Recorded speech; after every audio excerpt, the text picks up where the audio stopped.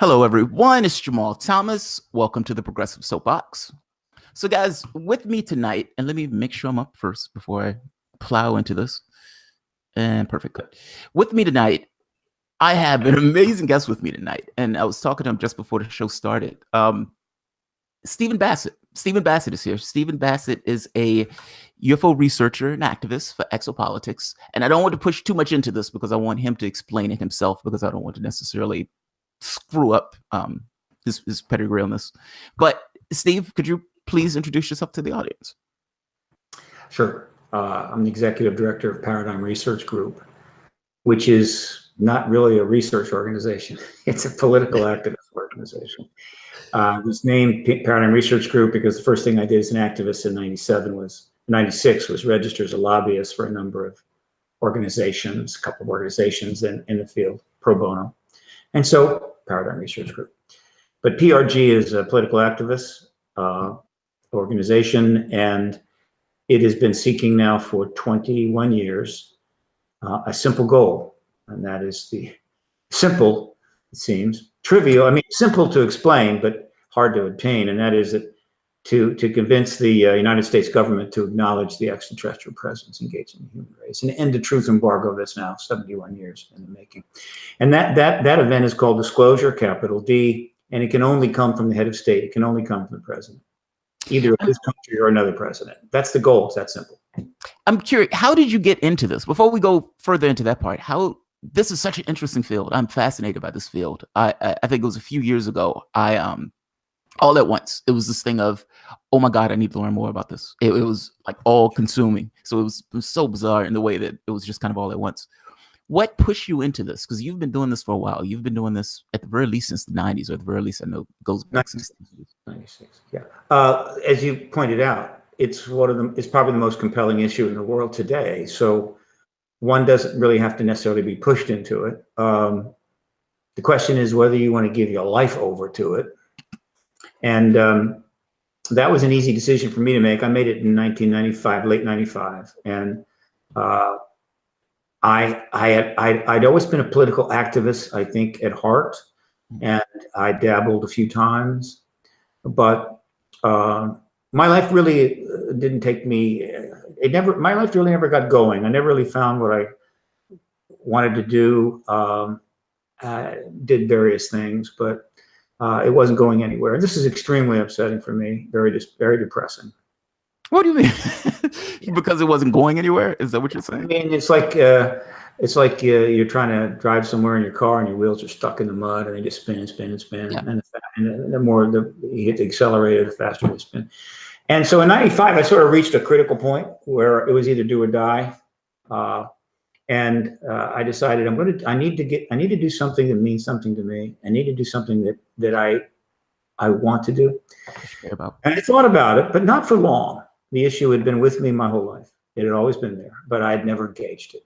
I read occasionally, always would note the articles that might turn up, but I didn't join any organizations. I didn't do any research. In fact, but I was always a science fiction guy since I was a kid. It was either that or Shakespeare, and Shakespeare's words were never in the right order. So I read science fiction, and it was just all kind of there for me. So in 95, I said, I think this is what I want to do. And I got very lucky. One of the books that most affected me right at that time was John Mack's book on abduction. And him being a Harvard-trained psychiatrist with a Pulitzer Prize was a very powerful statement to me that this issue was maturing. It was getting somewhere that it had never been. And so I thought, okay, this is a good sign. This is a good indication that something major is going to happen. So that could be exciting. And then I made a very good decision. Something that I wish I had learned as a younger man, and which if I ever had any kids, I would certainly teach them very early on. And that is that there's almost nothing you can't get involved with that you might like or what have you, if you're willing to work for free. But if you make your life about where can I get my next paycheck, where can I get paid, chances are you're not going to find or be able to do what you want to do. Some people are fortunate; they can have all of that. So I basically simply volunteered to go work for John Mack in his organization as a volunteer, and I convinced them I'm surprised to this day how I managed. I convinced them without ever meeting me to let me come in and work as a volunteer, and I did. It came in for 4 months. You worked for John Mack as a volunteer? I did not know that. That is amazing. I've never heard you mention that. That's amazing. Yeah, in Cambridge, it is Program for Extraordinary Experience Research, PEER. Wow, that's amazing. It was an exciting entrance, very invigorating. I got to meet him. I got to talk to contactees for the first time. Yeah. But it wasn't a fit. That's okay. But it was a great door to go through. And it was while I was in Cambridge, 4 months in, that I was sitting there when it just sort of crystallized for me. I knew I needed to move on. What am I going to do next? And it came to me. One, I knew Washington because I'd lived in and out of Washington for years. Mm-hmm. So I knew it pretty well. I had family there, so I had a place to stay free, good, which I needed because I was out of money. Not that that's anything new. And I was almost certain that no one had ever registered as a lobbyist on the extraterrestrial issue. And I thought, if I were to do that, if I was to be the first person ever registered as a lobbyist, it would get attention. Because I knew the lobbying registrations were followed closely by the media. They always want to know who's registering for what. So some big shot lobbyist or a firm hires a lobbyist to register for Saudi Arabia or the Ukraine or whatever. They want to know that. So those registrations are always checked. And I went down, finally got down there, and I registered. And took about a year before I started getting attention in the Washington Post. Did an interview and put me on the front page of the business section. Very large interview. And I was off to the races. So it was all right. And there was this idea I had in my head was right on the money. And I never looked back. I knew early on when I was in Boston, if you're, let me put it this way. If you leave San Luis Obispo, which is where I was, which is one of the nicest places in the world to live. It's just incredible. It's near the coast of California, near the ocean. And you head to Boston in January and arrive just after the worst blizzard they had in 30 years. Snow is piled up above the buses. And then you're there for a couple of months and you're not getting paid.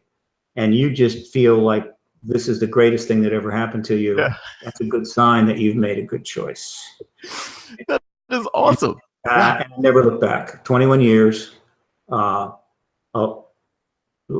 Had to make a lot of sacrifices, but it didn't matter. I knew I made the right decision. And I'm just very fortunate I had that chance, because a lot of people when they hit my age, at that age, 95, maybe they go work for the Peace Corps for a couple of years, or they take up painting, but they don't get involved in anything profound. Usually it's a little too late. That is amazing. Second chances.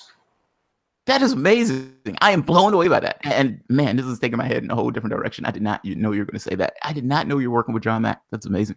Yeah, I worked for his organization and met him. I wasn't like his assistant or anything, but I got exposed to PEER, got exposed to Mack's efforts. It was very invigorating. Let me ask you this. Part of the reason why I say pushed in a direction, I know for I'll say us, but I know for people who are interested in the subject, it doesn't feel like you need to be pushed because it just seems the most natural thing in the world. It's like we're a ball hurling through space. And as a ball hurling through space, in the same way that we go to our celestial neighbors, it's very possible that somebody else may come here. It's just, it's always weird to me. It's certain. People don't think that way. It's always bizarre to me. That's why I say pushed. Why do you think there's this kind of hurdle for this? I find this to be one of the most bizarre hurdles in the world, where people are always freaked out when you bring up the conversation, or people don't necessarily know how to take the conversation. What's that bar? What's that thing where they have a hard time getting their head over in order to deal with the subject?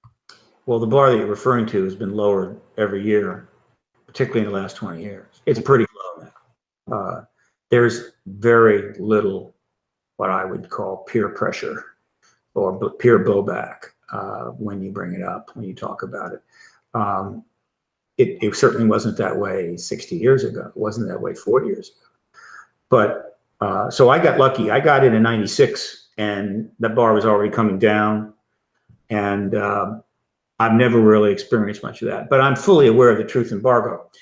The bar was set by the government, and they began to create the truth embargo and the barrier to this issue in the early 1950s. Just so we're clear, could you explain that to my audience? I know what that is, but I don't know if everyone else knows what that is. Like the truth embargo and what you mean by exopolitics. I don't know. Well, the truth embargo is the phrase that I'm going to take credit for. You should. That's where I heard it. Well, first of all, UFO is something I want to. If I could obliterate it from the lexicon, right, and make it completely go away, I would. It's no longer useful. In fact, it's nothing but negative.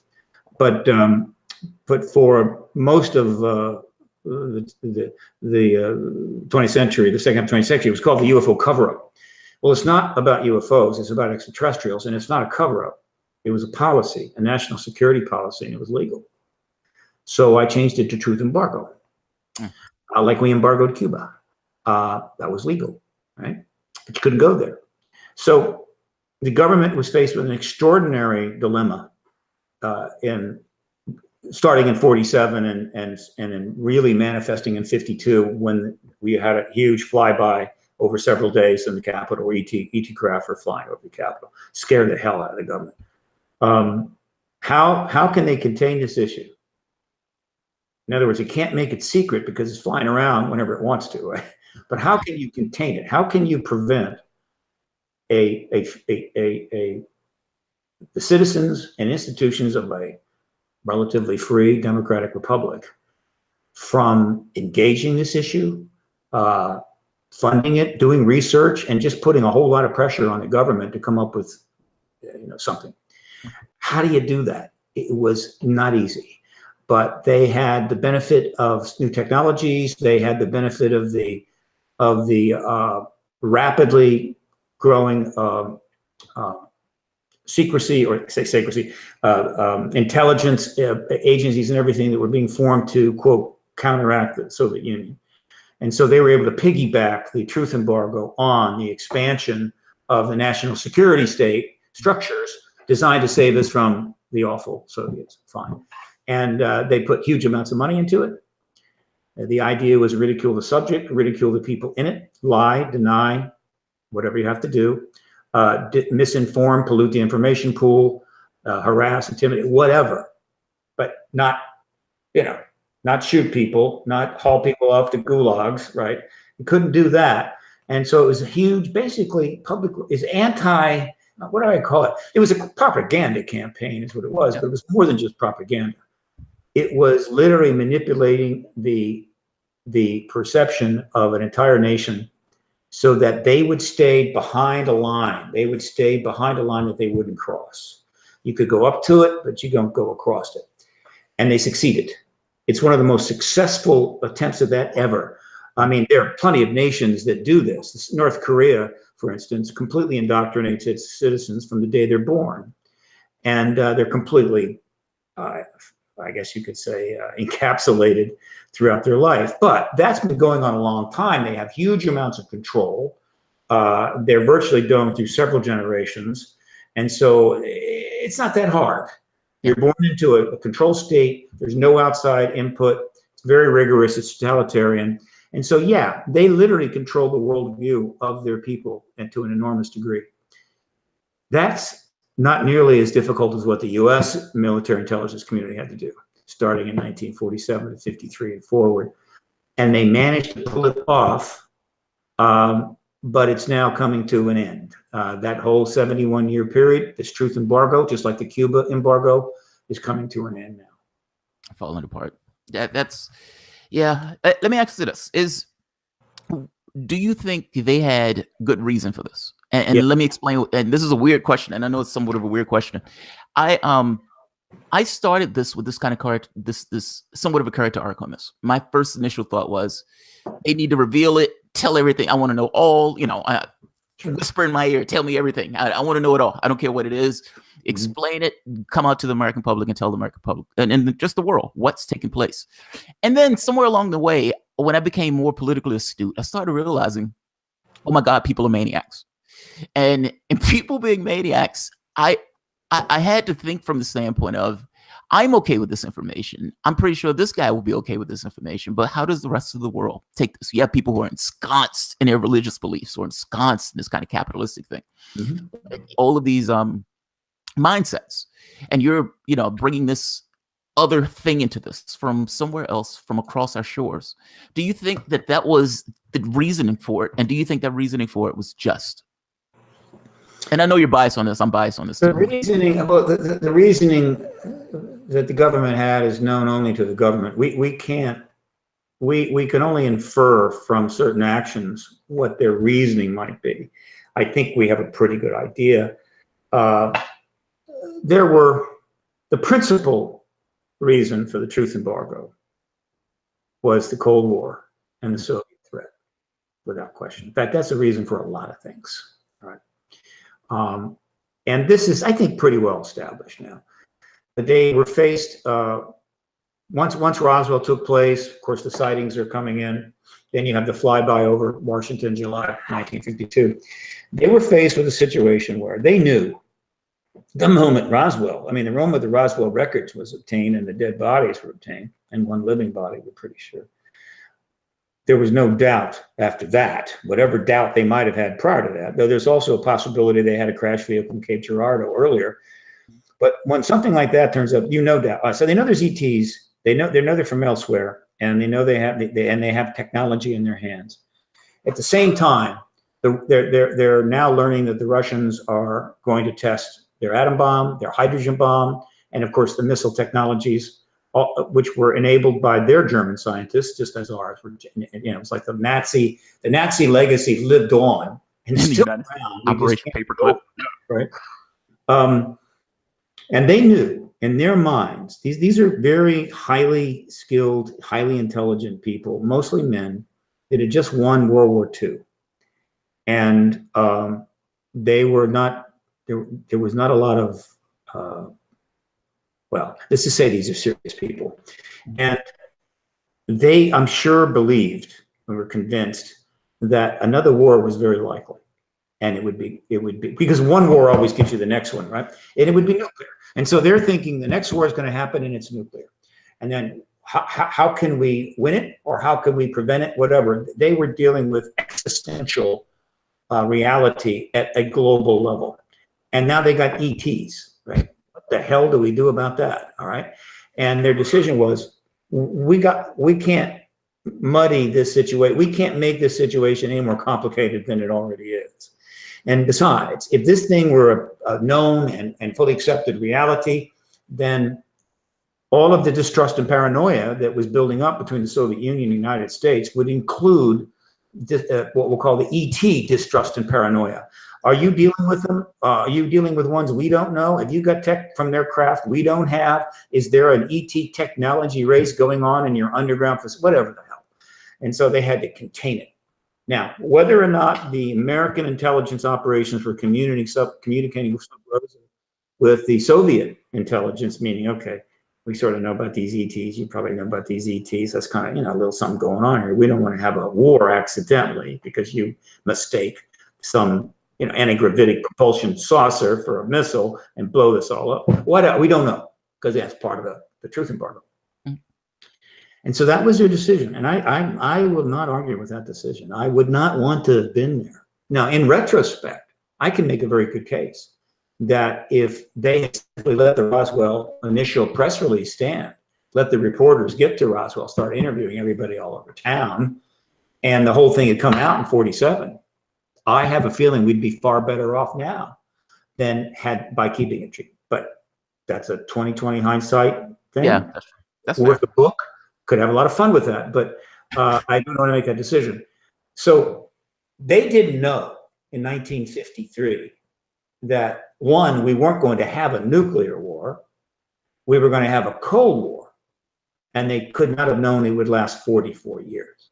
I just don't think they could have imagined that. Yeah. In other words, if it is going to become a hot war, or we'll get rapprochement.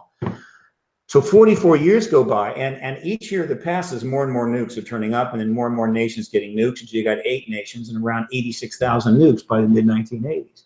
And so if you're in the national security state and you want to raise your hand and say, look, I know about the 80,000 nukes, and I know there's 8 countries, and there's a lot of instability in the world, but I think it's time for the people to know about the ETs.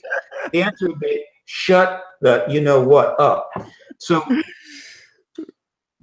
by 1991, by the time the Cold War ends, the truth embargo is now fully institutionalized. It's in our DNA. It's just been accepted. That line is now a fixed line in our reality. If you're in the media, you don't cross it. If you're in the military, you don't cross it. If you're an academic, you don't cross it. You stay behind it, and if you do, all cool. But if you cross the line, there's going to be problems, right? It literally sprang organically from the truth embargo, meaning all the ridicule that had been going on for decades, all the denial and everything else. So somebody crosses that line and goes, I think ET's real. Suddenly people look at him, what are you talking about? That guy's crazy. Yeah. And that in a few words describes something that a few thousand books will be written about. And what changed it and made possible for what I do is we actually ended the Cold War, though we're trying to start a new one, but that's just what we do. And once the Cold War ends, the principal barrier to maintaining that embargo goes away. It's like if Cuba had suddenly, Castro had stepped down and Cuba had embraced democratic values in 1983 or 95, people would have gone, hey, let's get to Cuba.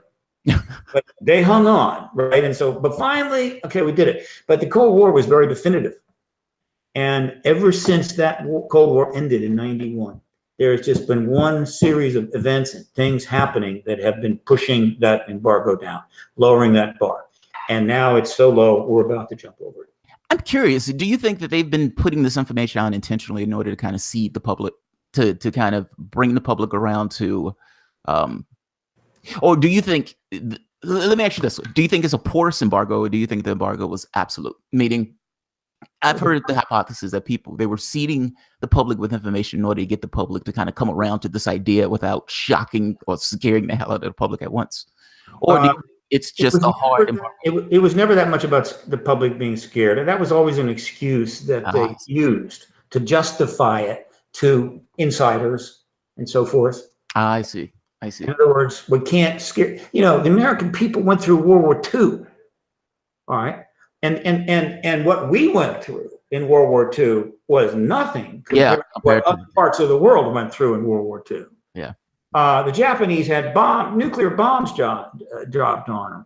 The Soviets lost 20 million people. So the idea that the human race, after going through that, is going to simply go nuts if they learn there's extraterrestrials here flying around in our skies was always bogus. But it was an excellent mean to generate and help persuade people from this, don't cross the line. But to get to your question, the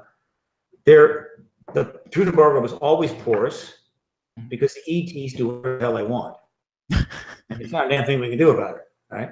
I mean, the Pentagon could have some really fantastic plan about how they're going to maintain the truth embargo, and the ETs could put up a neon sign over the Pentagon saying, "We're here." Yeah, we're here, landing on the White House lawn. So it was always porous. That's why it was such an extraordinary accomplishment. And that's a good point. But there's no question. I'm pretty convinced that since '91, there has been a certain amount of stuff coming out of government that is designed to be what is now referred to as soft disclosure. I call small d disclosure. In other words, there are people within the military intelligence community, which is huge, by the way, and it's not monolithic. They are probably absolutely adamant that there should never be disclosure. We shouldn't reveal anything. Nobody should know anything. There's some other groups that are softer than that, and there's some other groups that I think probably strongly favor getting disclosure done. Mm-hmm. And so out of that amalgam comes, I think, some efforts to bring some information out to inoculate and to acclimate the people towards the inevitable. Yeah. It also makes the government look good, because if you're not doing something, if you're not showing some of your cards, it makes you look more and more ridiculous. In other words, here's one lie that's far. Let's say you're married. I'm not married, but say you are. I'm married. Yeah. There is a lie worse from keeping from your wife, for instance. And that's the lie where she already knows the truth and doesn't tell you, and you just keep thinking that lie's hanging in there for you. And each day, month, year that goes by, her wrath grows, right? And that's the kind of lie the truth embargo is. They tell us it's not true, and we know damn well it is true.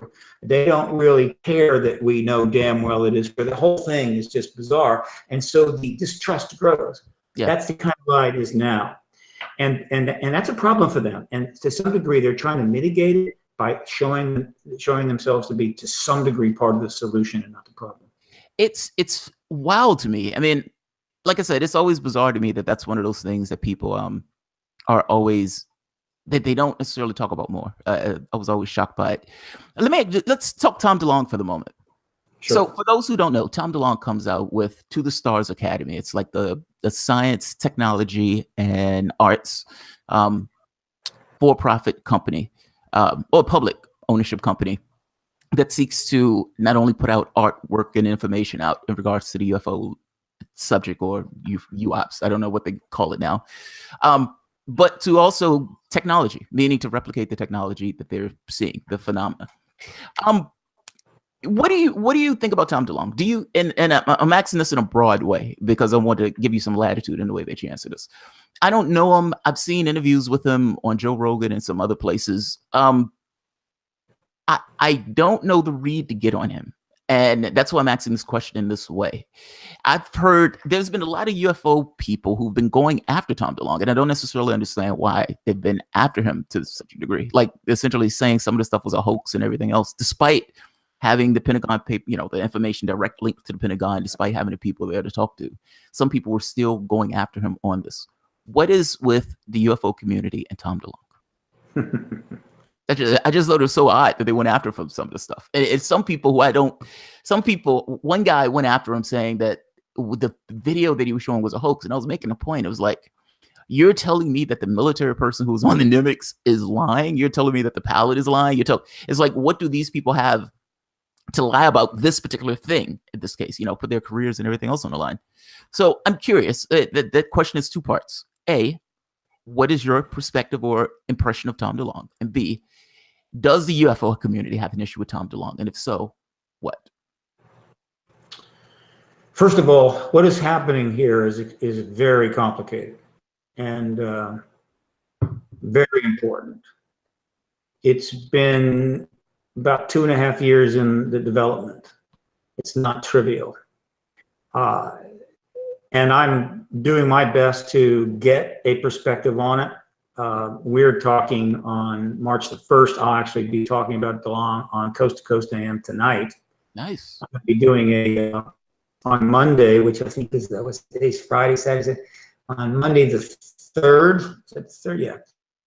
I'm going to be doing a substantial interview on MUFON TV, MUFON.tv. It's MUFON's television network now. Again, talking about it. On my new website, I say it's new, my fully remodeled Paradigm Research Group website, which is now 21st century site, thank God, after 27 years. I'm going to be putting up material about that. I've already got things up, so a lot more coming. This is a big deal. Okay, that's the first thing. Second, it's not about Tom DeLonge. I mean, he is clearly he is clearly somebody that's helped initiate this, but it's way bigger than Tom. And the focus needs to be more on the total picture than on him personally. He is the spokesperson for the organization he created, but others are going to be the spokesperson for the issue, with the lead person right now being Luis Elizondo. So that's the second point. Third point. What we're seeing here is information coming out of the government itself in a more overt way. Yeah. And as I've said many times in previous interviews, as we get closer to disclosure, the amount of scrutiny of people worldwide on this subject is just going to magnify. It's going to exponentially increase in a way that was virtually unthinkable in 1975 or 1985. You've got 3 billion people with computers right now, might even be higher. And I forget how many are on the net, but it's a big number, maybe 2 billion, maybe more. And so as we get closer to disclosure, the scrutiny is going to grow. And then with disclosure, the scrutiny is going to go off the charts. Now, what do I mean by that? I mean that this is the most important issue in the world today. The implications are staggering. And so as it finally manifests, every word that the government says, everything that comes out of the government is going to be analyzed down to the syllable, the molecule. Everything is going to be scrutinized. And there's going to be plenty of efforts to debunk everything that the government says, which is one of the reasons why I've said many times, everybody's worried about a false flag or this massive manipulation where they give us a load of baloney in order to do $1 trillion increase in defense spending, and basically just lie like hell. I don't think so. But they've gotten away with plenty of lies, but this is not then. This is now. And the scrutiny level, I mean, you're going to have a couple of 100 million people out there with computers able to analyze, look at, refer to, communicate with each other. You've got insiders that could come out and say, wait a minute, that's not true. So if they try to lie, it'll blow up in the government's face, and I think they know that. So we're going to get the truth. The closer we get to disclosure and after disclosure, we're pretty much going to get the truth, and any attempt to get otherwise will be a big mistake. Point number 3. Point number 4. As people, if someone were to go to the Stars Academy of Art and Science website and review their team, their mission statement, and look at the video where they announced the To the Stars Academy on October the 11th, yeah, and anything else they want to read about it, there's a couple things they need to keep in mind. One, they talk about the fact they want to raise money and explore a whole bunch of areas. They want to look into anti-gravitic propulsion and new technologies and so forth, all of which are on the table because these things have been discussed in the context of this issue in the U.S. government for decades, right? And everybody's kind of knows there's something going on. Okay, fine. And they very wisely created a public benefit corporation to raise some money to pursue these things and get people involved, which is good. You can't do stuff without money. And so whatever they want to do, they need money. And they've already raised $2.5 million. Wonderful. But what people need to understand is this. This is not quite what it seems. It can't be what it seems. And what do I mean? The U.S. government, well, and by the way, one of the other things they did is they released the first ever gun camera footage from a UAP intercept. And with the pilot, the whole 9 yards, and everybody, huge article in the New York Times and so forth. Yeah. And then they revealed in an article in the New York Times that a study was put together under the auspice of Harry Reid, the Senate Majority Leader, and Luis Elizondo ran it, and Bigelow helped with that and did some of the research and blah, blah, blah. And everybody's excited. Oh, they were studying UFOs. Okay, here's the reality behind this maneuver. All right, 1. The U.S. government has been studying extraterrestrial phenomena, crash vehicles, and biological entities every day, 365 a year since 1947, and never stopped, and poured billions of dollars into it, right? So the fact that a study was put together by Harry Reid, and they put that program out there, that, oh, they hadn't been studying it, but now they are for 5 or whatever years, ridiculous. That was a study they had to put together because Harry Reid wanted it, and they had to keep him happy. Yeah. They have never stopped studying it. They have studied it. You can't imagine. Number 2, I don't know how much money To the Stars Academy will raise, but the projects they're talking about, actually maybe trying to get into, are all multi-billion-dollar projects. I was thinking the same. To raise that kind of money. You're talking about electrogravitic devices, like literally. I saw I'm sorry to interrupt. The video that you're talking about, where they gave their announcement, and I think they had like Hal Rudolph, Elizondo on stage, and they showed a picture of the craft that they wanted to build, and they were like, "We raised $2 million," and I was like, "You're going to need a hell of a lot more than $2 million to build that craft, buddy." But it doesn't matter. You want to know why? The government's already engineered that craft. Yeah, the government has anti-gravitic propulsion. The government has made, I believe, though it's a little harder to confirm, I'm sure, extraordinary progress in dealing with the ET energy systems. So that's already there. And so what? They're going to somehow raise $50 billion and do what the government's already done in before I don't think so. So that's something else we need to understand. Then another thing.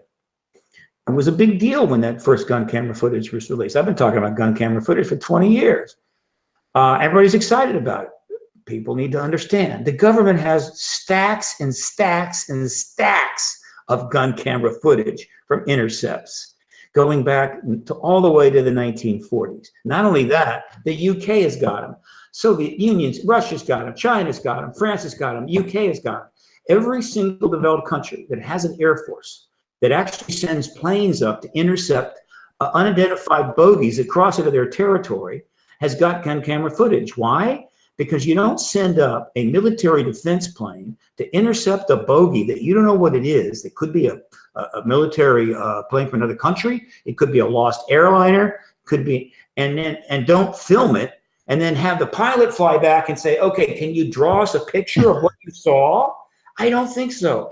And none of that has ever been released, because to release the gun camera footage from these intercepts would blow the truth embargo out of the water overnight. Maybe not one, but 30 or 40 would do the trick. And so again, you see, this is kind of a game, isn't it? It's not exactly what it seems. Here's a piece of gun camera footage, get excited. But they don't say, and by the way, there's 10,000 more of these in the government files, but you can't get them, because that would be violating a national security thing. And so again, what is going on here? Well, there's a couple of things going on. First of all, and Tom DeLonge has made this very clear. If you go back and listen in particular, and you need to listen to it several times because it's very drawn out. But Tom DeLonge gave the initial opening maneuver in an interview to George Knapp on March the 27th of 2016 on Coast to Coast AM. It was the full 4 hours. And the last half was questions. So the last, rather, half one segment was questions. And if you listen to it, and you listen to it enough that you start to put the pieces together, because it's very rambling, what you will discover is, one, that he was able to connect with insiders because he was trying to, and at some point they decided, fine, you can, right? So exactly who reached out to who is not clear, but it was kind of a mutual coming together. But he had the money to fly around and go places and do things that almost none of the other researchers or activists in this field can do. Yeah. And he had a name and whatever. And so he penetrated and thing gets together.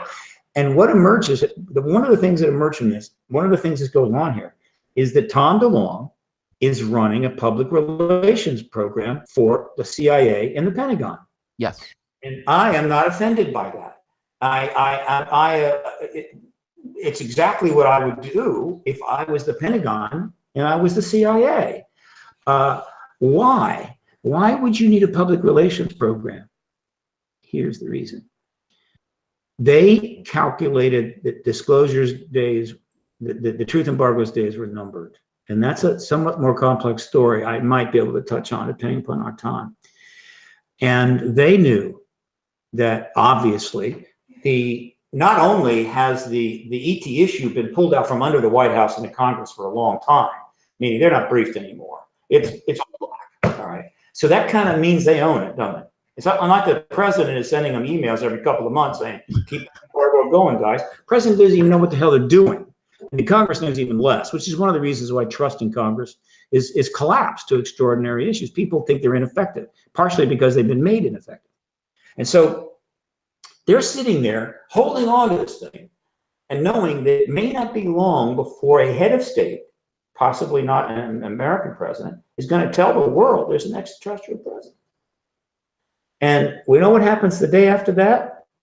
10,000 reporters are going to be camped out on their parking lots, right, at Langley and in Virginia at the Pentagon with 10,000 questions about why, what, when, why didn't you? Why did you keep this, alive, blah, blah, blah. And so they're going to take massive heat. And they don't want that because they see themselves as the good guys. And I think basically they are. It was a national security decision. And so what do you do You need to get a public relations program going. You need to do something that shows the world's people that you are trying to be part of the solution and not the problem. Now, admittedly, that doesn't mean you're going to be absolved of the entire truth embargo and everything you might have done, but nevertheless, it's, what happens last counts. And Tom DeLonge has been chosen to sort of carry this out by being the spokesperson for this PR program, which includes a lot of heavy-duty insiders, which they need in order to back up the gravitas of it all. And so he is trying to make the Pentagon and the CIA look better. I'm happy he's doing that, because we don't need disclosure should not be followed by an endless battle of it's an endless criticisms and angry and lawsuits and everything else. We need to move on. So that's one thing that's going on. The second thing is this, and I've said this many times. Disclosure is the most profound event in human history. It's the biggest paradigm change in human history. And whenever you have change, you have opportunity. And when you have paradigm change, you have buku opportunity. And so not so much at this time, well, not so much in the previous years, where getting into this field like I did means basically a life of penury. Yeah. And you're not going to have any money. You're not going to get a job. In fact, get rid of your family and your wife. You're going to be able to have that either. The closer we get disclosure, the opportunity is going to escalate, right? And after disclosure, it's going to go off the charts. What do I mean? I mean that huge sums of money are going to be made. Vast sums of money are going to be made by people who are addressing this paradigm change as it's about to manifest and after it happens. Massive corporations are going to move in. They're going to set up structures and programs. Research programs emerge out of nothing. And the big money, of course, is going to get the most of it. But a lot of other organizations, not so big, are going to be able to participate. There is massive opportunity. And so, whether you're Elon Musk building chemical rockets that are basically obsolete, or whether you're Milner, the Russian Yuri Milner, putting huge money into SETI, searching for signals that's pointless. Yeah, that was always weird to me too. Or Bezos, or Branson. It's all kind of nuts in a way, because these people are billionaires. They know what's going on. If you're a billionaire, there are people lining up at your office to tell you stuff. And the idea that I'm a billionaire and I'm involved in tech and I'm not aware that there's an ET presence. Hell, all you can do is read Stan Friedman's books and a few others, and you know that. They already know, but yet they're doing this. Why? Chemical rockets? Because they're in the game. They're in the space game. Bigelow's in the space game. Branson's in the space game. And the To the Stars Academy wants to get in all the games. So when disclosure happens and we start to get the real truth, admittedly, the government stuff is much cooler, but they're in the front line to participate in what comes next. In other words, who is going to benefit? Who is going to be the first to get involved in the anti-gravitic technology that may be available to us post-disclosure, and the energy systems and everything else? Well, if you're already in a game, you got a heads up. And what's to be made post-disclosure? Think whatever Musk thinks he's going to make in his SpaceX program and his wonderful PR, like sending a car into space. Yeah. Coolest thing I've ever seen done. Okay, it's the coolest meme ever done. Multiply that by 1,000 or 10,000, and you'll get an idea of what he can make post-disclosure. And so this is positioning, and the Catholic Church is doing it. Yeah. Institutions are doing it. They are positioning for the big event. Some of them are going to be able to take advantage a little early. The Catholic Church is not out there trying to get people to donate to it because of its fairly progressive view on the ET issue. Yeah. But Tom DeLonge is. They just raised $2.5 million. They're about to go to the second level. And as things keep unfolding, there's a new New York Times article come out, they'll raise more money. They'll get up to 5, 8, 10, 15, 20, 30 million. Enough to be able to maneuver. Yeah. Build an anti-gravitic spaceship? I don't think so. But connect with the government on their anti-gravitic spaceships? Why not? Okay? The people that don't have any of that, what are they going to say? Oh, well, we want to be part of the game. What have you done? Well, nothing really. You get my point? I get your point. I get your point. But what you're making me realize though, is that the reason why people somewhat distrust him on this? Like because they feel like he's a mouthpiece, that they feel like he's affiliated with these kind of military types. It's I guess I look at it as, and not just me, and I don't look at Tom DeLonge anyway because I don't necessarily know. I don't know enough about him. It's one of those things of, oh, that's cool that he's releasing this and he's getting information out, and it's cool that he's being a conduit. I guess I don't. I always look at it as from the whole world. I mean, to a hammer, the whole world looks like a nail. And if you're working with these guys who are in the CIA, the Pentagon, and everything else, I'm wondering, is that why the community is somewhat distrustful of him on this? They look at it and they say, look, these guys, because I would imagine a lot of ufologists believe that the government puts out disinformation, or if it puts out information in a way to hit them in the knees, where you can discredit, part of it's true, the other part of it's false, that type of stuff. So is it they're somewhat distrustful of him because of the government's history? And then you combine that with he has these contacts within that same government that they're somewhat distrustful of in the way that the government has gone about its affairs on the UFO topic. The answer is yes. Look, if somebody's been, well, one of the tragedy of institutional lying, which is one of the things that's plaguing the American government right now. Yeah. The tragedy of institutional lying, particularly when it goes on for decades, is that the truth finally shows up, you don't recognize it. Yeah, you don't believe it. Tragedy, isn't it? And so, given the record here, I don't blame anybody for distrusting anything the government does now. And so, if they release some gun camera footage, it could be this, it could be that. So the reflex reaction is don't trust it. In fact, go after it if you can, debunk it if you can. Don't trust anybody that's a spokesperson. And obviously, he's raised some money, and that's a really terrible thing. Well, that's something that really irritates me, but I don't blame them. However, look, it's one thing to reflex response. It's another thing to look at it, to study it, to try to understand what's going on. So I invite people to go to the Stars Academy website, read everything there, read the background on all the people, go watch their interviews. There's been a couple of dozen already where they're being interviewed. Elizondo's been interviewed several times. Leslie Kane, one of the authors, Blumenthal, all of it. Read the interviews, listen to what they're saying, right? Listen to Tom DeLonge's, earlier interviews, and try to get the sense of it all, right? Try to get the full picture of this, and then say to yourself, is this more disinfo? Is this a scam, right? Well, I have looked at the big picture, and I can say with high confidence that what's going on now is unprecedented. Yeah. Nothing like this has ever happened before. In other words, the truth is starting to arrive, and it's not going to be easy, but people need to sort of shed their well-developed perceptions and biases and try to take it at face value. It doesn't mean they just roll over, but more is coming, and I feel relatively comfortable that this is what it is. Yeah. Now, there are some things about it which trouble me a little bit, but not much. What are the things that trouble you about it? I mean, I listened to The Palette, and I listened to Hal Puthoff's explanation of this was awesome. I mean, I remember Hal Puthoff going all the way back to Ingalls Swan. And Hal Puthoff was explaining some of the behavior of the craft itself in regards to the energy propulsion and everything else. I don't get the feel that Hal Puthoff is lying or Alexandro is lying. They came across as being credible to me. Not to mention it has you could see where the information came from. So I was more inclined to believe what was being said. I wasn't.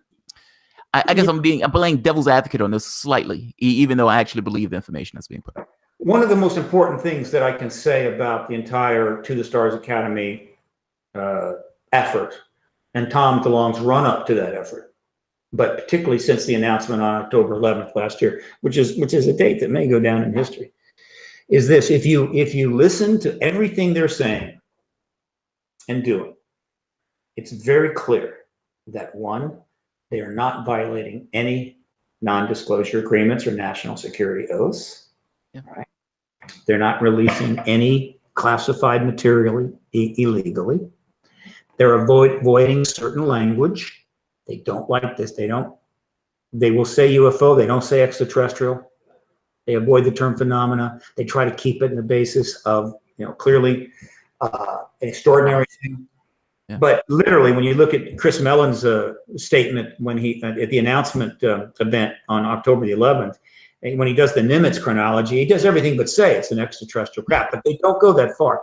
In other words, they are not breaking the law. They are operating within the rules, which is exactly what you would expect the Pentagon and the CIA to expect of a group of people, some recently retired. They're going to sign up to do this program, all right, and cooperate with.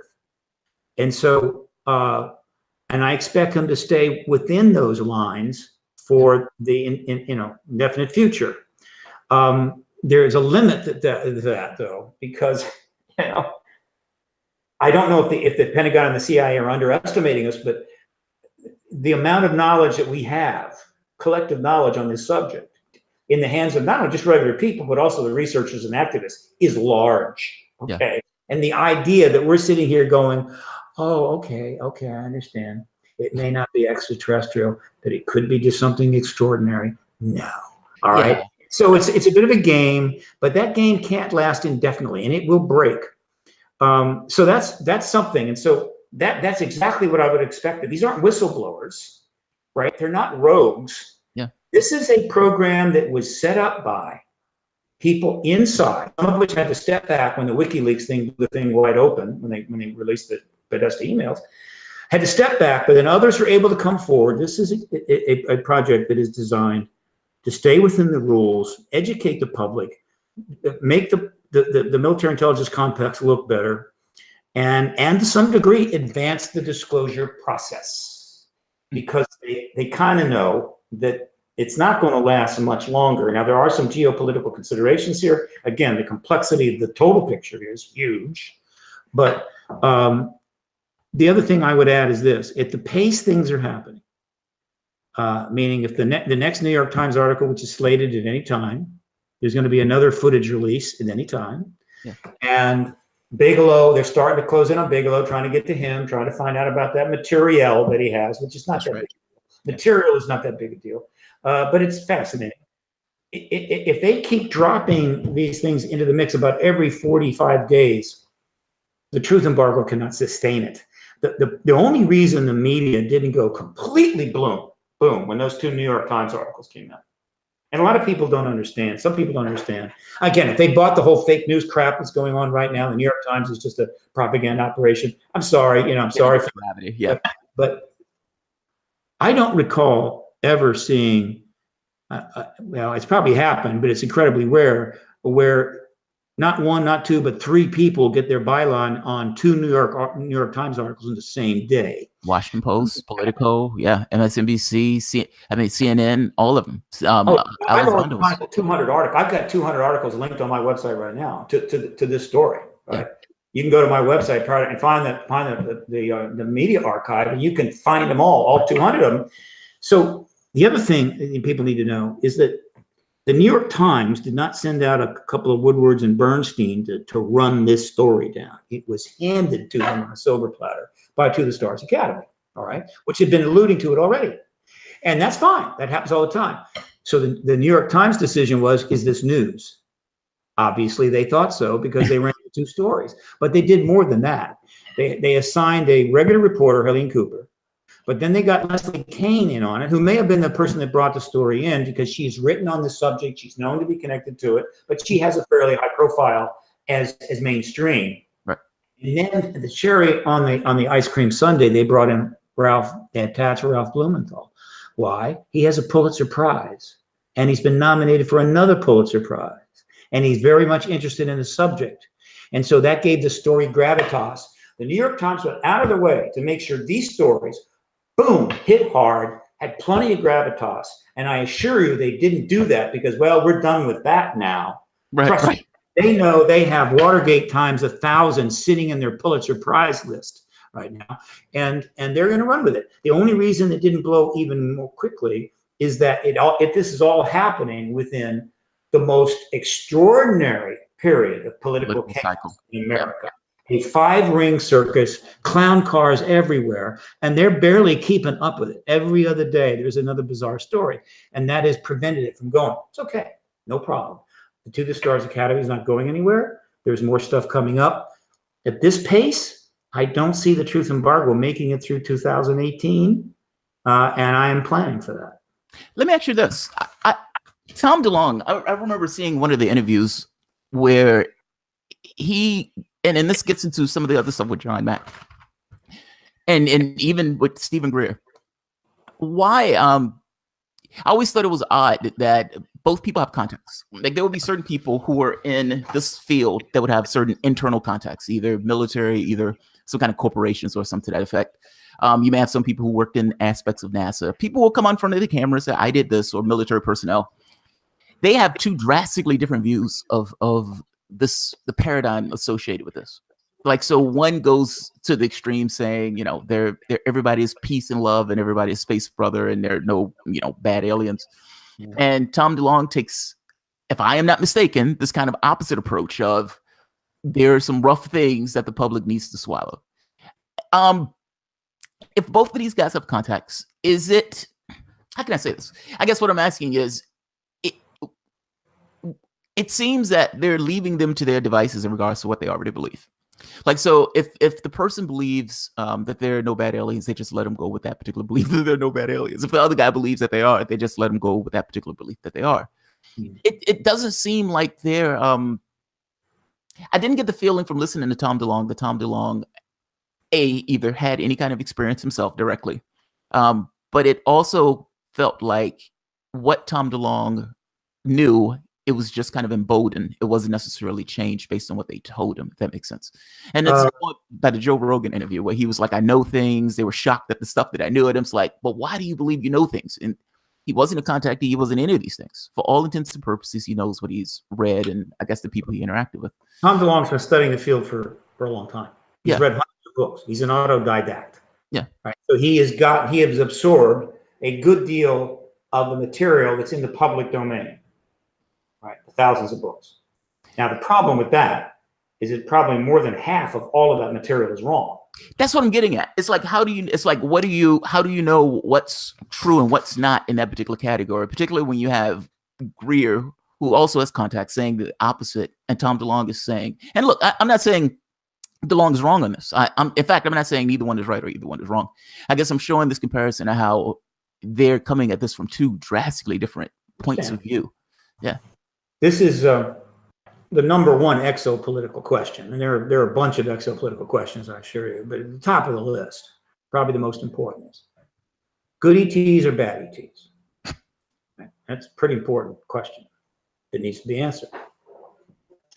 I'm pretty sure the answer is way more complicated than good or bad. Yeah, me too. I don't think. Yeah, I'm sorry. Go ahead. We know. You mentioned some of the researchers who feel very strongly that the ET collective, the whole thing, is very positive, very good. Don't worry. Tom has spoken to the other side of this somewhat. The most problematic thing that he has said, one can find if they go to Coast AM for the archives. I haven't found it on YouTube yet. It may be there. And they go to the March 27, 2016 show with George Knapp. Yeah. The 4 hour that I toured to. Man, you have to subscribe. It's $3 a month. I encourage people to do it. The most problematic thing he said occurs in the last 20 minutes of the 3rd hour and then the first 10 minutes of the 4th hour. So in that period, if someone goes right to that and just listens, Tom goes off on an interesting tangent. And in the space of that 20 minutes, he basically is saying that the ETs, we don't call them ETs, we don't call them aliens, we call them the others.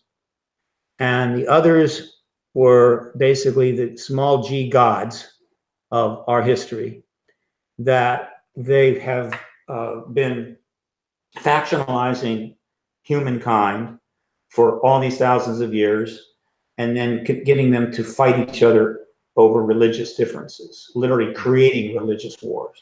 Yeah. And he repeats that and implies that it's even occurring up until the modern time.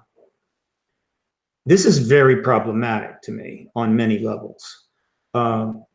the first thing he implies, he sort of implies. I mean, you can't dispel the possibility that this is something that's been presented to him by the contacts he's had in the Pentagon and the CIA, the advisor group and what have you. Exactly. But it's not absolutely clear.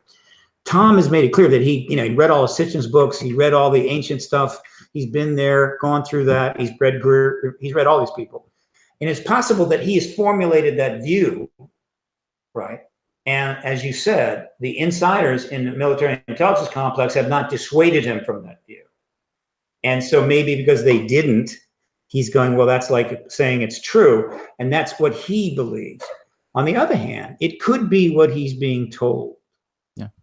And that's a big deal. If in fact the military intelligence advisors that have been working with him, and it's more than 10, have actually told him that that is in fact what the ETs have been. God's manipulating humankind to create us to fight endless wars, right? Mostly over religion and factionalizing us. That is a huge deal. However, it's worth noting that aside from that interview, he's really kind of gotten away from that. He didn't really get into that with the Rogan interview, which didn't go well. It was probably something he shouldn't have done. But he really hasn't gone there since. And none of the other guys have gone there, right? Yeah. And so I'm very suspect there. And I'm watching that very closely, I assure you, because if that meme starts to come out of the mouth of Luis Elizondo or Hal Puthoff, and we start hearing the same things, then I am going to be one, and I'm going to have to do it, but I'm going to say, look, y'all out there with your 500 million computers and everything you know, I want you to pay attention to that. I want you to go after that. I want you to dig deep and do everything you can to see if you can confirm what the hell they just said. That would be mind-blowing. Those it's not to be true. We want to hear from you, because that is dangerous stuff. Agreed. All right, really dangerous stuff. We cannot afford to be played in this. And at this point, I'm not too concerned. But what Tom has said in that area, now again, I'm not someone that believes all ETs are good. What I believe is that they have an incredibly complex agenda, and that when we will learn that agenda, which I think one day we will, we're going to find some of it really cool. Some of it is and some of it's a little troubling. All right. And there's going to be some things that disturb us. How could it be otherwise? But the idea of ultimate evil ETs that are literally manipulating us and that's not just sort of disturbing. That's damn right evil. Very suspect there. So I'm going to be watching very closely, and we'll see how that goes. I'm curious. You mentioned your interaction with John Mack, and you mentioned your interaction with John Mack, the abduction thing. So I know there's some people who kick the tires. They're focusing more so on, I just want to deal with the technology, et cetera. You have other people who get more so into the abductions, more people who get into the exopolitics of it. Are you also into the abduction part? Like, have you had the opportunity to interact with some of the abductees or some of the people who said they were interacting or scores of contactees? I'm fascinated by this. So I come from this at a particular direction. I started this from a new agey standpoint when I was, I think, like 17 or 18. And I came across this thing where this woman was talking about spirit guides. I never forget it. And my thought was, if this is real, I should be able to prove this or disprove this. I should be able to nail this down. This should not be something that's, up in the air. I should be able to put my finger on this if what she's saying for this is real. And I've somewhere along the way, I've developed this habit of, I want to know it for myself. I want to prove it. I want to see it. I don't necessarily, even if it's just subjective, even if it's just me, I want to be able to prove it.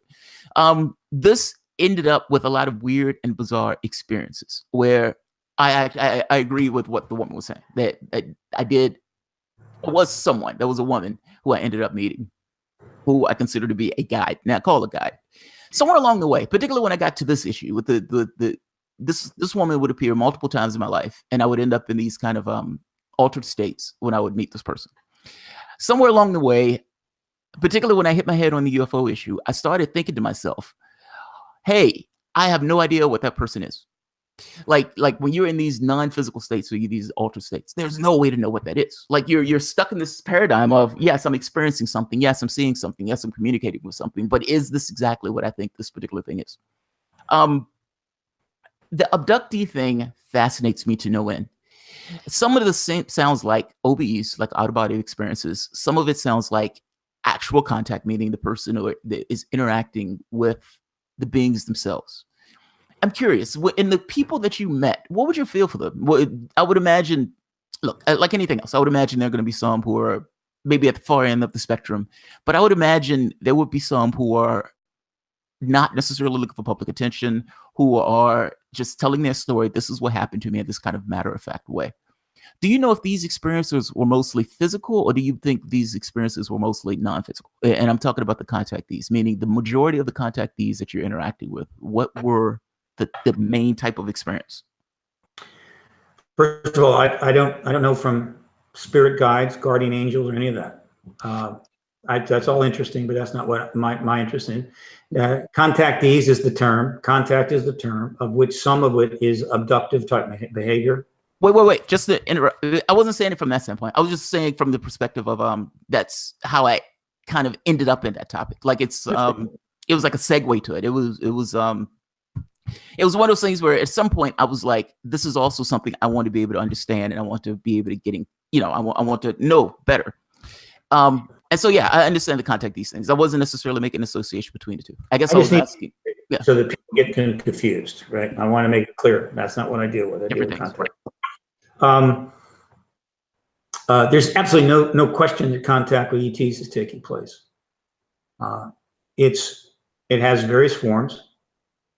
To me, the most important is the physical contact. Yeah. Same room, corporeal. There you go.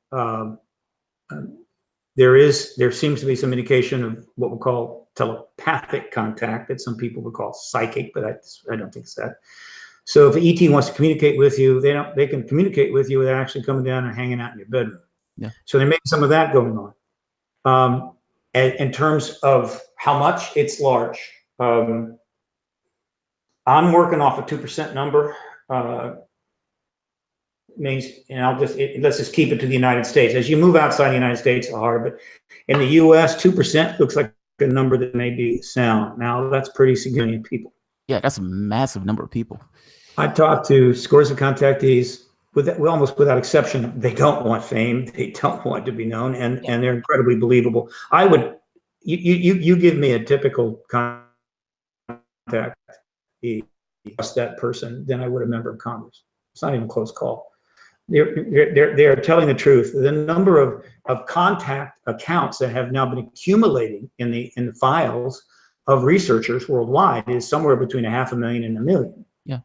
Now that's not a couple of sleep paralysis events. That's 500,000 people. And for those that have looked at this, and they haven't been looked at properly because that's a multi-million-dollar project. There's no money for that. But those that have looked at a huge number of these contact reports, there is a consistency, a bell curve of consistency of evidence that simply blows away any of the stupid, nonsensical debunker explanations.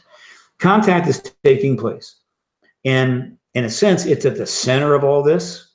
It's the number 2 exopolitical question. Number 1 is good aliens, bad aliens. Number 2 is what is it with the contact, what's going on there. And so what can I say? It's not necessary to push that, though I used to not even bring it up, but finally I realized I had to. I just could not ignore that reality. Yeah. Just the fact that ETs are flying around in a saucer is all we need for a massive paradigm change. Yeah. All right. Contact is like gravy on the potatoes, right? But it will be the most difficult public relations problem for the government post-disclosure. And it is another one of the reasons that it has been very hard to get this out and the embargo since the end of the Cold War. Because telling the people, hey, ETs are here, they got incredible technology, we've got some of that technology, we got antigravitic propulsion, we got new energy, could see super cheap energy, electrons, 1 penny in the dollar. That's not that bad. Yeah, ETs are here, I knew that. Boy, I want that technology. And by the way, we also need to mention that ETs have been contacting human beings, and they've been kind of doing they're doing whatever. They've been dealing with humans and creating human hybrids, and there's not a damn thing we can do about it.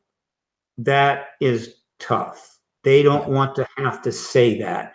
And I understand. But thanks to the efforts of a lot of people, researchers, thanks to Whitley Strieber's book Communion, which launched, I think, the modern era contactee, I guess, revelations, because it triggered memories in huge numbers of people, mostly women, across the country when the book came out with the face of the ET on it. And that was back when there were bookstores. And so they had piles of these books in every window of every bookstore. And people are going along, let's go in the shopping mall, going to get myself some GNC stuff, going to buy some presents from my brother-in-law. And then, what the hell is that? Right? In that face, and they get in flashback. Boom, off it goes. Which is why Whitley Strieber, in his file right now, used to be his and Ann Strieber's file, which he's let past. He has over 500,000 written accounts sent to him by email or letter from contactees. That's a big number. And do you think the government wants to deal with that? No, they don't. So, but you know what? You know my feeling about this is, I don't give a damn. Quoting a famous billionaire by the name of Bigelow. You're a public servant. You serve us. We pay your salary. All right. And you're no mega genius. We got people in our world just as smart or smarter than you. All you military intelligence guys. Yeah, I got some nice computers. We got nice computers. So this idea that, oh man, they can't handle learning that, we already know. Yeah. So it's now not really a matter of trying to be kind to us. It is pure arrogance. It is no more acceptable than a doctor who tells you you're just fine, Jamal, when he knows you cancer, third stage cancer, but he doesn't want to upset you. You know what happens to that doctor? He gets sued for $5 million and loses his license now. But in the 1950s, it was considered, my physician, just thinking of my best interest. Those days are over. And so the sooner we know about the contact, formally acknowledged, the sooner we're going to be able to deal with it, address it, and get comfortable with it, and maybe even solve the problem. Don't know. But this whole business about we're children and they are our parents, those military intelligence guys and the fine people in the Congress and maybe even the White House who are our parents, and we are the children to be told only what we need to know and to sit at the dining room, to sit at the card table in the living room come Thanksgiving. That's over. We're just as smart as they are, and they feel they're carrying this terrible burden of walking around the Pentagon, and I know there's contact going on, and I just feel it's tough on me, but I know that I can handle it, but those other poor people out there in Washington can't handle it. My attitude is, let that burden go. Put that burden on the shoulder of all 6 billion of us, okay? We'll help you there. The problem with this, though, is if, it's like when I was younger, you go through that age where you get like 16, 17, and you start acting out, you start asserting, your adulthood. Sure. I watched Elizondo give his testimony, essentially saying, she asked them point blank, I think it was on CNN, do you believe we're being visited? And Elizondo said, I can't speak for the U.S. government, but yes, the answer is yes. I think the answer is yes. Now, I watched this thinking to myself, like, U.S. government, right? Right. Well, he said, right, Elizondo, the one who worked for the government, he said, I can't speak for the U.S. government, but based on my scientific research and based on the observations and analysis, et cetera, he says yes. I watched that thinking to myself, oh my God, this guy who just worked for the government just came out and confirmed that, yes, something is visiting us. He's not the only one. No, he's not the only one. But I guess my point is, I looked at that thinking to myself, other people had to see this. Like, you would have thought that people would have exploded hearing that bit of information, because I think it's one of the biggest stories that you could have on the, on the planet. And it was just kind of, they went to like a Burger King commercial afterwards. Like, You know how many people watch CNN, Jamal? On a typical show? About 900,000. Might get 1 million if they're lucky.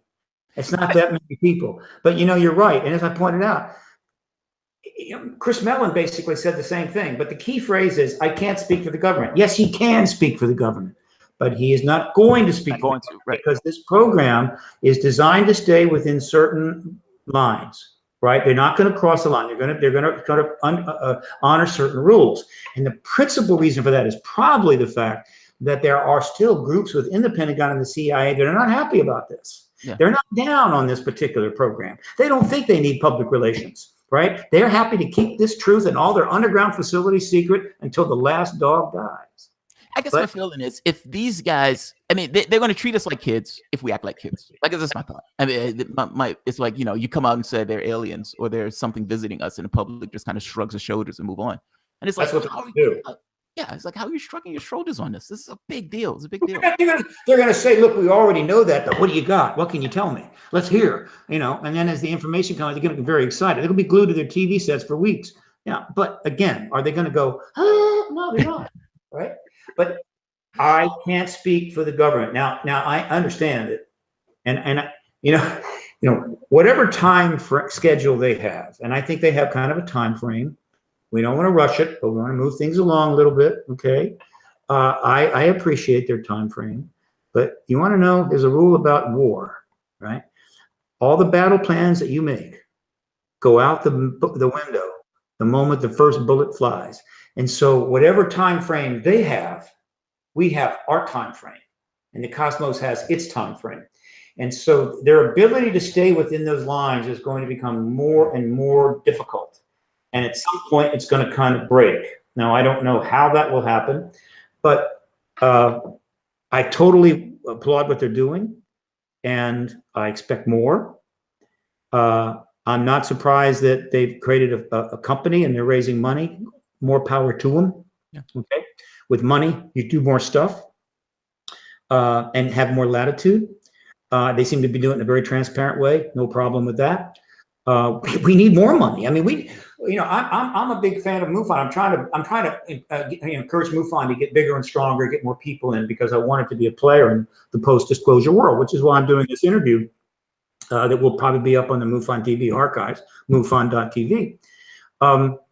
We need to get money. People need to start putting resources into those that have, and those organizations that have been dealing with this for 5, 10, 15, 20, 25, 30 years, so that we can be factors in the post-disclosure world. Yeah. And not have to yield up to all of the big shots. They're going to suddenly turn up and go, oh, yeah, like Seth Shostak would be the first guy to raise his hand and say, oh, I always knew they were here. Yeah. I know it, you understand. But we couldn't really talk about it, so we're looking for signals. And I got paid pretty well and said he's kind of cool. But, you know, I'm your man now.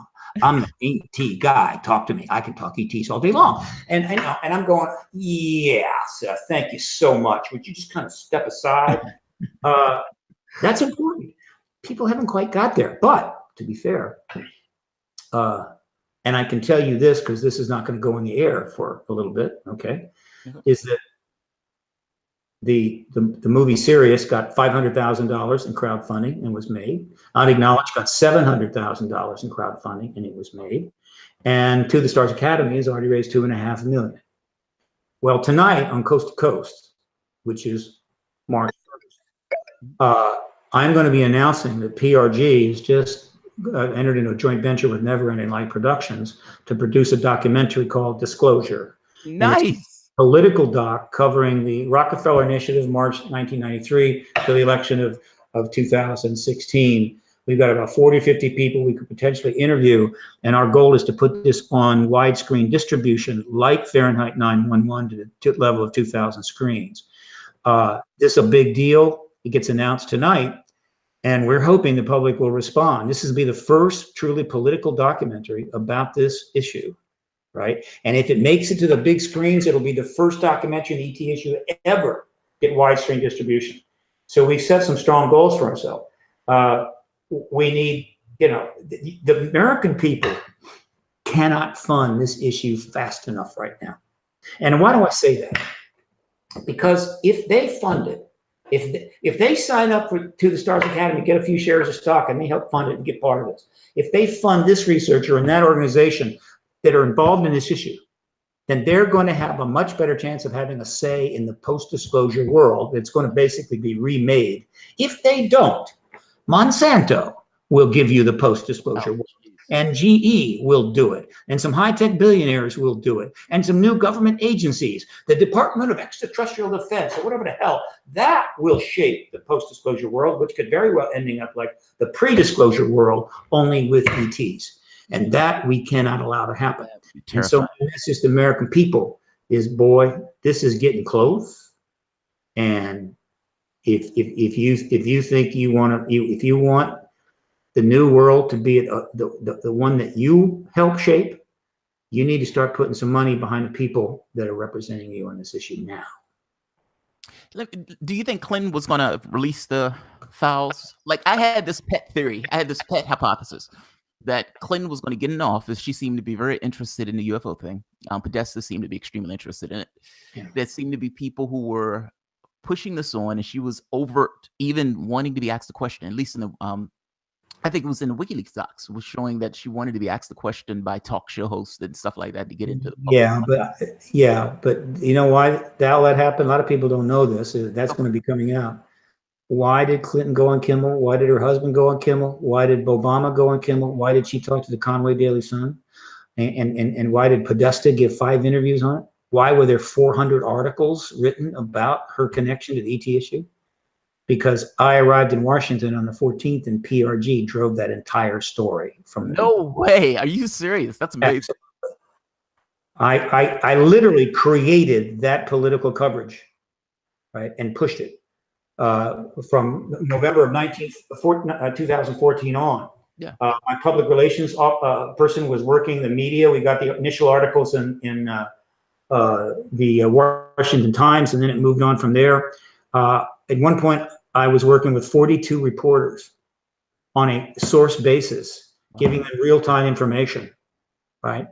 And it was those reporters that started pressing Clinton and Podesta for, can you comment on this? Which they couldn't do. They did not want to talk about any of this during that campaign, ever. No, they wanted to get to the White House where she was going to be the disclosure president, but they didn't want to talk about it during the campaign. They thought it would cost them the election, but they had no choice because PRG, and they knew it, it finally caught up with them. And the issue of the Rockefeller Initiative had caught up with them. Now, this story is not known because this is all happening in Washington, right? Now, admittedly, of those 400 articles, 120 of them referred to me and PRG, believe it or not.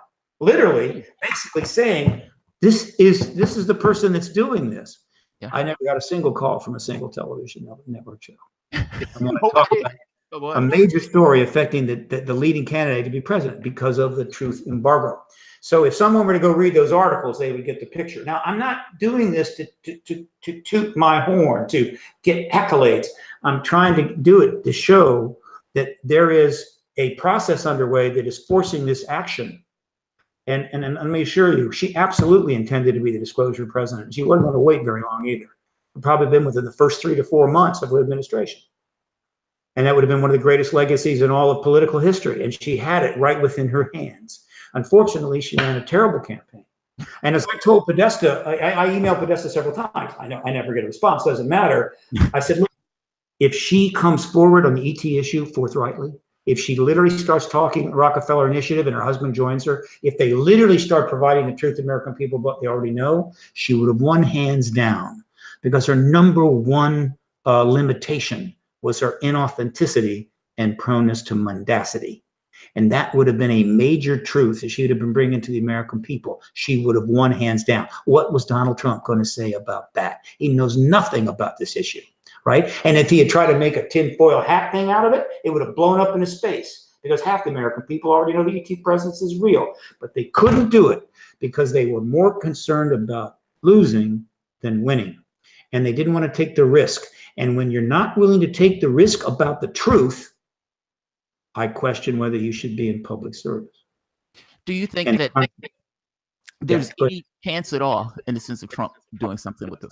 I mean, I have somebody asked Sarah Sanders, his press secretary, about this. Sure.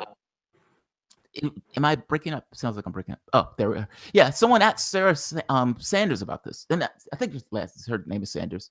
Yeah, his Sarah communications person, but I don't remember her answer on this. And if I'm not mistaken, she blew off the answer. She had nothing. Look, the chance of Trump doing anything is extremely small, but it's not zero. But he's not going to be around much longer. He cannot make it through this year, so it's a moot point. And I think it's one of the reasons why they restarted. They didn't have to restart after the Trump election. It blew the whole. everything that DeLonge was trying to do got blown up with Trump's election, right? In a sense, one of the reasons that they engaged him, one of the reasons that they went to the effort to buy into his idea about getting information out and showing the Pentagon and the CIA to be the good guys and being part of the solution, was because they knew. They're reading all these hundreds of articles that are in the New York Times, the Washington Post, the Clinton. They're seeing Clinton talk about it. They knew that she had a history. They know about the Rockefeller Initiative, even though the press never covered it. And they're seeing, my God, she's going to disclose if she becomes president. And that's about, what, a year and a half away? 2 years? Oh, you think they were trying to get ahead of it? Like they were essentially saying, let's give her some driving, absolutely. at the way. If she wasn't running for president, I don't think they'd have made the move. They hadn't. And they used Tom DeLonge. So when she loses, boom, all goes up. Now, Tom DeLonge stepped back, and you didn't hear anything from him a while. It was like they were trying to regroup it. A number of people involved stepped away from it, right? Because they couldn't afford to be attached in that situation because they didn't know what was going to happen. Yeah. They had to reformulate the team. Elizondo had to, get to the point where he could retire. They had another guy, I think it was Khan, retired. And they got a team together that was fully outside government, but heavily connected. And they decided to go forward in October. And they didn't have to. They could have waited. They could have waited until after the midterm elections because, again, political chaos is reigning right now. And it's probably not the ideal time to make that move. Why did they make the move in October? 2 reasons. One, in my view, is one, the horses were out of the barn, right? And they weren't going to get back in the barn. And so that was a problem. They had, people were already named. There was already known prior to October 11th. And they couldn't get them back in. So that was going to be a problem. And 2, they ran the numbers. They got some pretty big computers at the Pentagon capable of running huge gaming schemes that can predict what the crop yield's going to be in 2029 or whatever. You know what I'm talking about. I think they ran the numbers and they calculated that Trump will not make it through the year. And so they go, okay, we'll get this started, but it won't be in this kind of chaos. It will be in a post-Trump reality, which will be more stable. That's my best calculation on this. We'll see. But again, that just gives you an idea how complicated this thing is. I mean, we're talking about 4-dimensional chess. No, I agree with you, man. It's extremely chaotic. Like it's this thing of in best case scenario, like going back in the 40s or the 50s, where you had this kind of the world who's looking out to space and the space race and all this other stuff, and now you have it where politics. I think Congress has like a 10% approval rating. I think the president has like a 30%. Yeah, it's some insane level. The media is distrusted. So you have all of these institutions that are distrusted. And to that, you're going to, it's like you're bringing in this external thing from across our shores. Well, wait a minute. But it's coming in on the shoulders of truth. This is the biggest truth of all time. If you've been lying to people for 60 years and you want to get their trust back, you don't tell them a couple of small little truths, right? Tell them something big one, okay? And that can kind of change things around. Look, if you look at the analogy I like to use is an automobile. I had a Mazda RX-7 once, and it got damaged a little bit, and I didn't realize that it damaged the crankcase, and so the oil drained out. And I'm cruising down the freeway near Denver, and the thing just stops running. Right? The engine froze up. Okay, very awkward. Trust, particularly in a Democratic Republican state, is the lubricant that makes things go. Yeah. And when you drain the trust out, the government seizes up. And that's exactly what has happened in this country. Our engines, it's a big country, it's got a big car, it's got a lot of engines. The engines are seizing up here, there, here, there. They're not going anywhere. And when an engine seizes up, it's basically a block of metal. You throw it away, you have to get a new one. So as the trust continues to drain, our country is seizing up. We can't get anything done. We can't pay bills. We can't fix bridges. We can't deal with any of the major issues, right? Our politics is therefore decaying. People don't vote. Money buys the votes. It's a disaster. And the rest of the world is just moving on. They're just moving on. And we're sitting here frozen up like a car on the side of the road with an engine seized because the lubricant's gone. China is moving so far ahead, we may never catch them in certain areas. AI. Robotics. They want to go to the moon, whatever, Mars. This can't go on. Yeah. And so if we don't get some lubricant back in the engine here, we're in deep trouble. And you know, if you've got 26 engines that are seized up and you're not going anywhere, that's a lot of lubricant. And let me tell you, the truth about the ET presence, disclosure, is one big giant barrel of lubricant, enough to fill most of those in, or fill up some engines and get them running again real fast. My fear on this is people have looked at school shootings and have called those things fakes. They've looked at the moon landing, they call the moon landing fake. My concern in this is once you've lost that trust, like you said, the lubricant of the system itself, anything goes. True, right? It's like they'd say here's some information showing that there's an ET presence on Earth, or at the very least that these guys have been interacting with something that they don't necessarily know what it is. So they say they know what it is. And then the public looks at this. You're going to have some who says, okay, the evidence seems like it leans more towards what they're saying is absolutely true. And then you have others who are saying they're only releasing this because they want to have a false flag attack. This is my concern with this in the sense of the truth thing. It's like this thing of people are overtly cynical on this. And I understand why they're overtly cynical, but it leads to some worrying places that they could go when this idea of trust and this idea of truth kind of just falls by the wayside to such a degree. That's my only concern. Yeah, well, you should be. This is the situation now is doubly precarious because by the time the internet starts to get going in the mid-1990s, we'd already been through 48 years of this truth embargo. Okay. Right? Distrust was growing. And so then it continued to accelerate. And so you've got the distrust is growing, right? And the internet is growing. And so now you got two things that really you don't want to put together like that, all right? So as people lose trust in government, they now have, on the other hand, a machine, a theory generating machine, right? Where you can generate theories in quantities undreamed of, all right?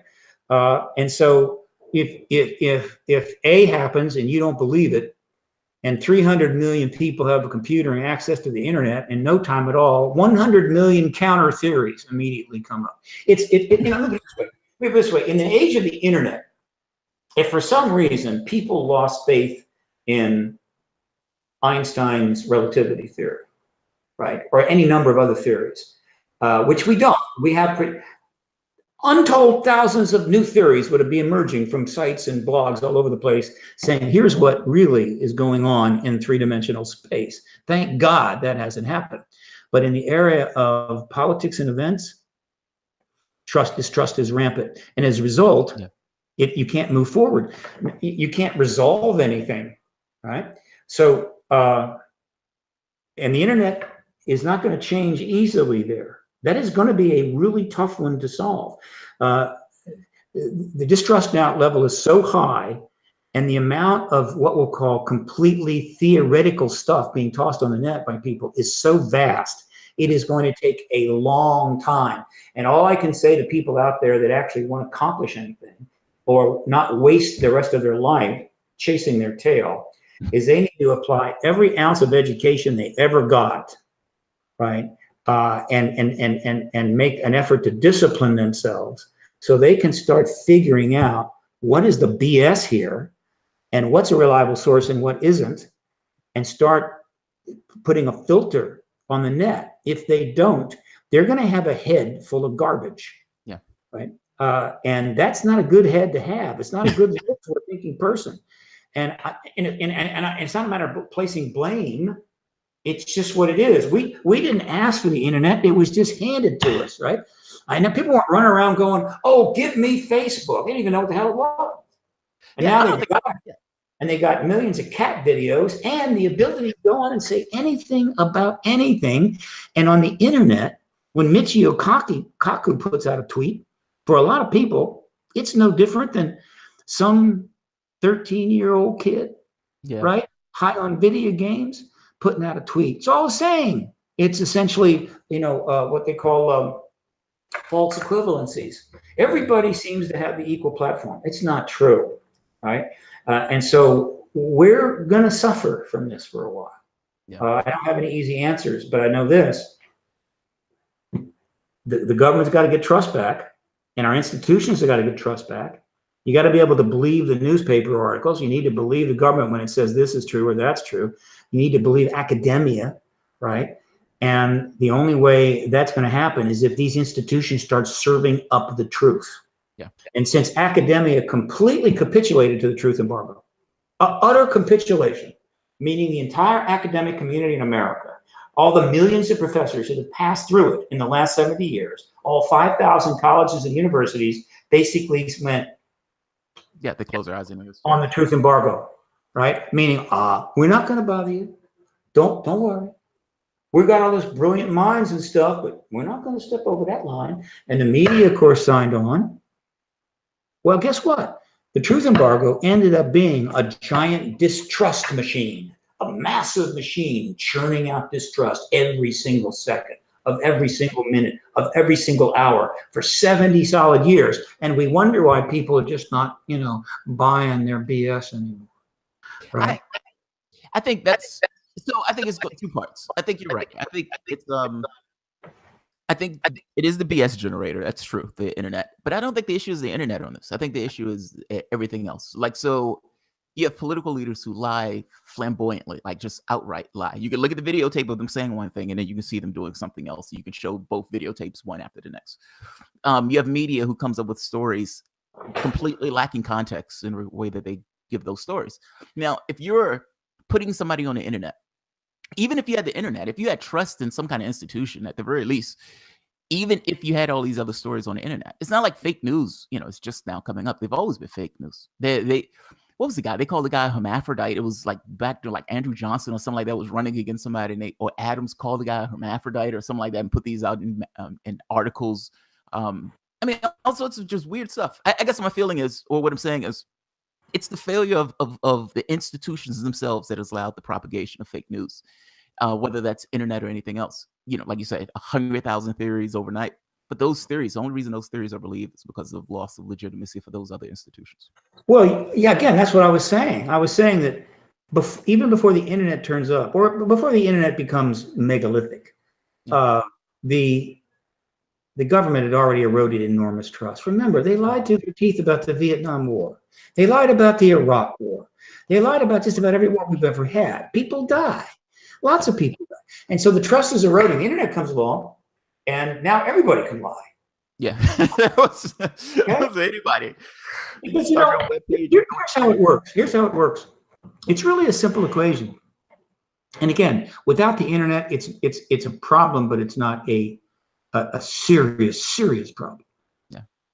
Somebody walks into a school, shoots it up, kills 10, 20 people. Okay? Terrible thing. News runs it. I've got a blog. Well, I could write on my blog, somebody came into a school and shot 20 people, 20 kids, and they were caught, and and this is what's going on. Who cares? It's already out there. It's already in the news. They don't need to read it on your stupid blog. You've just basically said what we already know. So how are you going to get somebody to read your blog? Well, you always go 180 degrees. Somebody walked into school, was claiming they killed 20 kids. Didn't happen. They're all alive. It was actually crisis actors. It was a false flag event being put on by the Illuminati. Hang on a second.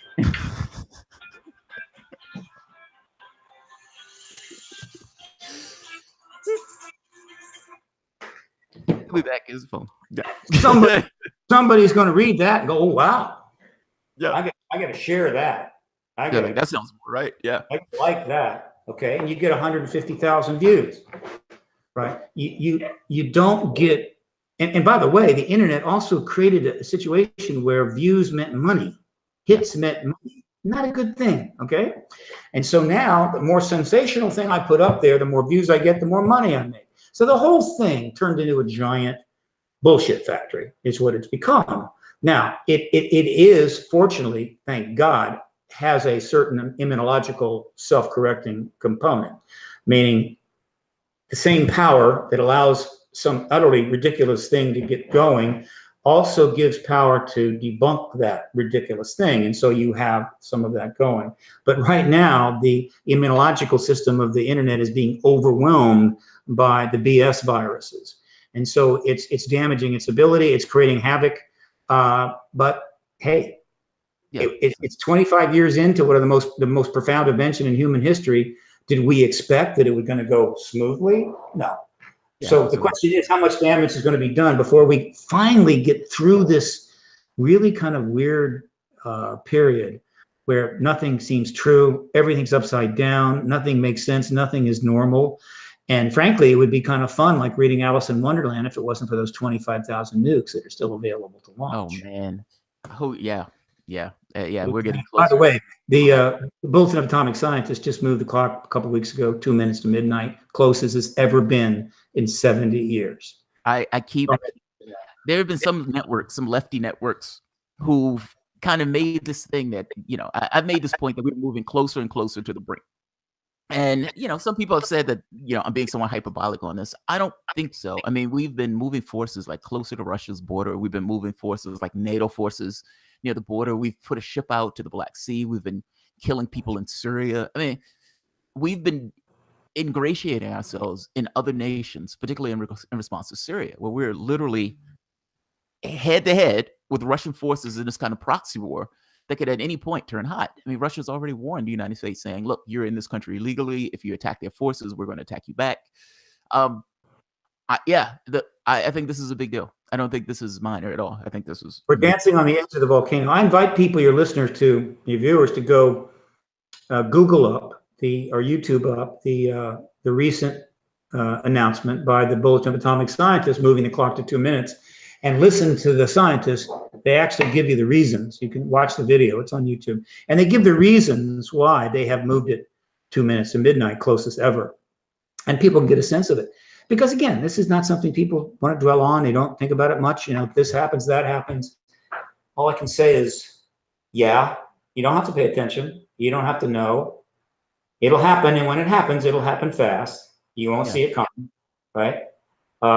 And that's just the way it'll be. And the cosmos won't care. The cosmos will just barely notice, right, that we just torched the whole damn place. So somebody needs to, focus on it. Someone needs to bring it up. I have done that a lot because essentially I've always been at the core an anti-war activist. That's what I am. But I don't say that. I don't position myself like that because there's already lots of anti-war activists. There's not too many exopolitical activists on the truth embargo. But avoiding this, ultimate deal, which we're still so close to, is still, it's not over. It's not over.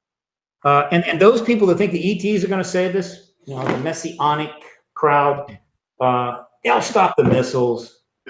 It's like, they'll stop it. It's okay. I don't think so. If I was the ETs, and I've been watching this all these years, we're doing our thing, and we've got some programs going, and we're interacting. We're also seem to be advancing the disclosure process, which could lead to open contact. And then some idiot launches some nukes, and the next thing you know, they're flying all over the place. I'm up there going, okay, guys, we live long, right? We live a couple thousand years, because we got great, biology and great genetics. We'll be back in 1,000 years and see how you're doing. And if you've recovered, we'll run through this again. And maybe you could become part of our galactic alliance, which, by the way, is 500,000 years old, okay? Right? But if you're that stupid, fine. We've given you every chance to sort of acknowledge our presence. We've given you every chance to respond to this. But you just keep the secrets and build the weapons. Yeah. I don't see them as gods or messiahs. No. I see them as entities that are on the verge of engaging us in a formal way, but nothing would convince them more of our not being ready for a kind of alliance with them than launch 500 or 600 nuclear weapons. Yeah, it's like those apes. Those apes, they had all the technology and they used it in themselves. Let me ask you this. Is there anything that I haven't asked you that you may want to tell the audience before we close?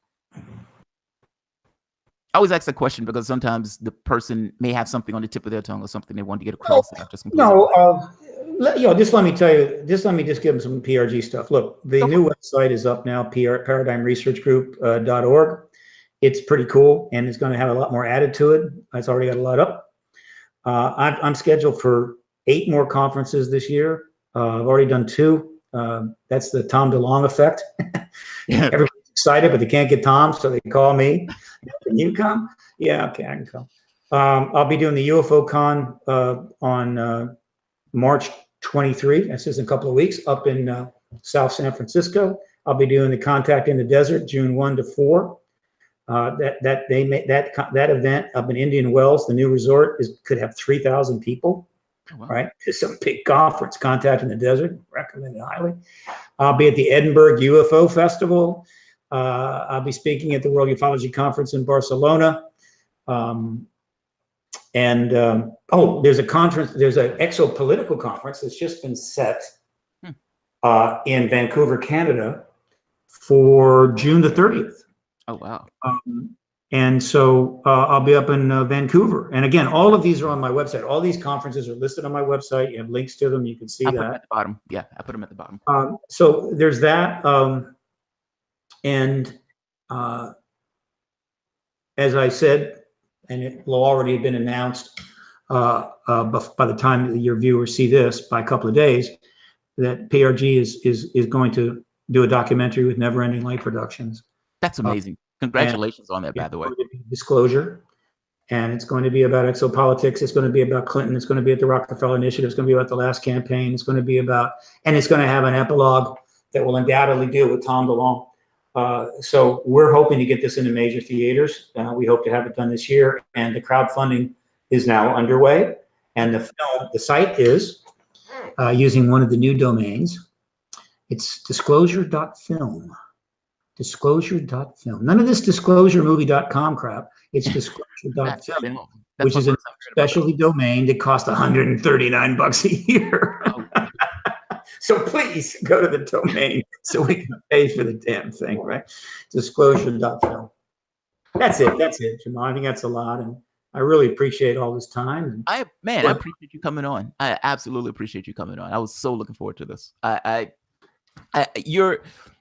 Like I said, when I came across this kind of information, I started in a particular way, and I kind of worked my way through. And you start with, it's like this guy saying somebody's eating their babies, this other person, and you eventually get it working your way through where you get past fear and you get to people who just, this is my research, this is what I've seen, and you look at it and be like, that guy makes sense to me. He sounds like what he's saying sounds accurate. It doesn't sound like he's just making this up. You were one of those people for me, and so I absolutely appreciate you coming onto the show. I'm flattered. And what you just said is you're applying your filter. Oh yeah, you have to. I mean, you'd be applying a filter. You did. Better than one's filter, better than net will be kind to you. Yeah. Right. And if you've got a good filter, I feel you're going to be just fine. Well, thank you very much. Thank you. Right. I appreciate it. All right, guys, I am going to end this. I'm going to end this, guys. I want to thank you for showing, or thank you guys for coming out. If you guys enjoy the content, feel free to share, like, subscribe, and of course, you guys can always support the Patreon. Thanks, everyone. Sure.